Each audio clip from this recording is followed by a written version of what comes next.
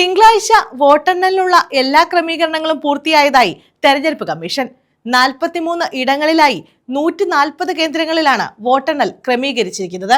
രാവിലെ 8 മണിക്ക് തന്നെ വോട്ടെണ്ണൽ ആരംഭിക്കുന്നതിനായുള്ള എല്ലാ നടപടിക്രമങ്ങളും പൂർത്തിയായതായി മുഖ്യ തെരഞ്ഞെടുപ്പ് ഓഫീസർ രത്തൻ യു കേൽക്കർ അറിയിച്ചു.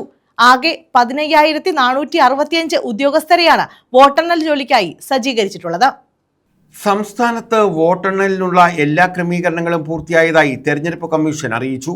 ആകെ 15,465 ഉദ്യോഗസ്ഥരെയാണ് വോട്ടെണ്ണൽ ജോലിക്കായി സജ്ജീകരിച്ചിട്ടുള്ളത്. 140 ROമാർ, 1340 അഡീഷണൽ AROമാർ, 4208 മൈക്രോ ഒബ്സർവർമാർ, 4208 കൗണ്ടിംഗ് സൂപ്പർവൈസർമാർ, 5563 കൗണ്ടിംഗ് അസിസ്റ്റന്റുമാർ എന്നിവർ വോട്ടെണ്ണൽ ജോലിയുടെ ഭാഗമാകും. സ്ഥാനാർത്ഥികളുടെയോ ഏജന്റുമാരുടെയോ സാന്നിധ്യത്തിൽ ഒബ്സർവറുടെ സാക്ഷ്യപത്രത്തോടെ വീഡിയോ റെക്കോർഡിംഗോടുകൂടിയാണ് സ്ട്രോങ് റൂമുകൾ തുറക്കുക. ആദ്യം തപാൽ വോട്ടുകളാണ് എണ്ണി തുടങ്ങുന്നത്. ഒരു വോട്ടെണ്ണൽ കേന്ദ്രത്തിൽ EVMലെ വോട്ടുകൾ എണ്ണാൻ പരമാവധി 14 ടേബിളുകൾ വീതമുണ്ടാകും. വോട്ടെണ്ണൽ ഹാളിൽ കർശനമായ നിയന്ത്രണങ്ങളാണ് ഏർപ്പെടുത്തിയിരിക്കുന്നത്.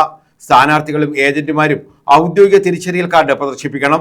വോട്ടെണ്ണൽ തുടങ്ങുന്നതിന് 1 മണിക്കൂർ മുമ്പെങ്കിലും ഹാജരാകണമെന്നും നിർദ്ദേശമുണ്ട്. വോട്ടെണ്ണൽ കഴിഞ്ഞ് 48 മണിക്കൂറിനുള്ളിൽ വോട്ടിംഗുമായും വോട്ടെണ്ണലുമായും ബന്ധപ്പെട്ട സമഗ്ര വിവരങ്ങളടങ്ങുന്ന കേന്ദ്ര തെരഞ്ഞെടുപ്പ് കമ്മീഷന്റെ ഇൻഡെക്സ് കാർഡ് പ്രസിദ്ധീകരിക്കുമെന്നും മുഖ്യ തെരഞ്ഞെടുപ്പ് ഓഫീസർ അറിയിച്ചു. News desk.